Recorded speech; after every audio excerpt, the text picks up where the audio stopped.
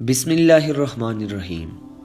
احیاء العلوم میں لکھا ہے کہ بنی اسرائیل میں ایک عابد تھا جو ہر وقت عبادت میں مشغول رہتا تھا۔ ایک جماعت اس کے پاس آئی اور کہا کہ یہاں ایک قوم ہے جو کہ ایک درخت کی پوجا کرتے ہیں۔ یہ سن کر اس کو غصہ آیا اور کلہاڑا کندھے پر رکھ کر اس کو کاٹنے کے لیے چل دیا۔ راستے میں شیطان ایک بوڑھی آدمی کی صورت میں ملا۔ عابد سے پوچھا کہاں جا رہے ہو؟ اس عابد نے کہا کہ فلاں درخت کاٹنے جاتا ہوں۔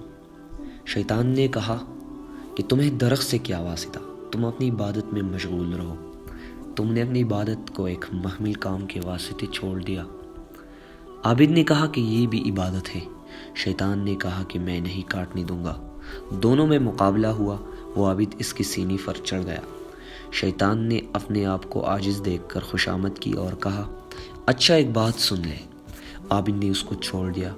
شیطان نے کہا کہ اللہ نے تجھ پر اس کو فرض تو کیا نہیں، تیرا اس سے کوئی نقصان نہیں۔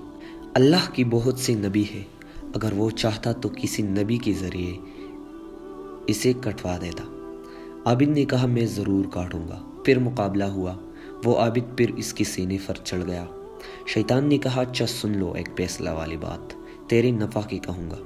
اس نے کہا کیا بات ہے؟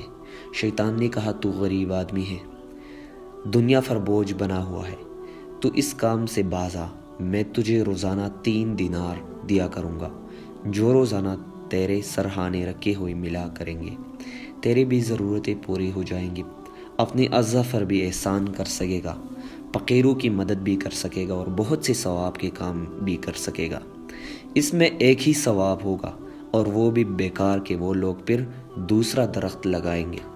عابد کی سمجھ میں آ گیا اور قبول کر لیا۔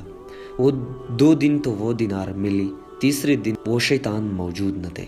عابد کو غصہ آیا اور کلہاڑی لے کر پھر چلا۔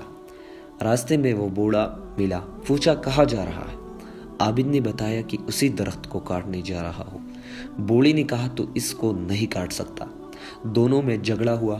وہ بوڑھا غالب آ گیا اور عابد کے سینے پر چڑھ گیا۔ عابد کو بڑا تعجب ہوا۔ اس نے شیطان سے پوچھا کہ کیا بات ہے، اس دفعہ تو کیوں غالب ہو گیا؟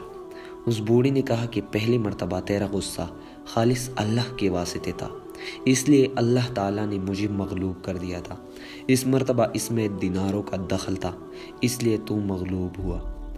حق یہ ہے کہ جو کام خالص اللہ کے واسطے کیا جاتا ہے اس میں بڑی قوت ہوتی ہے۔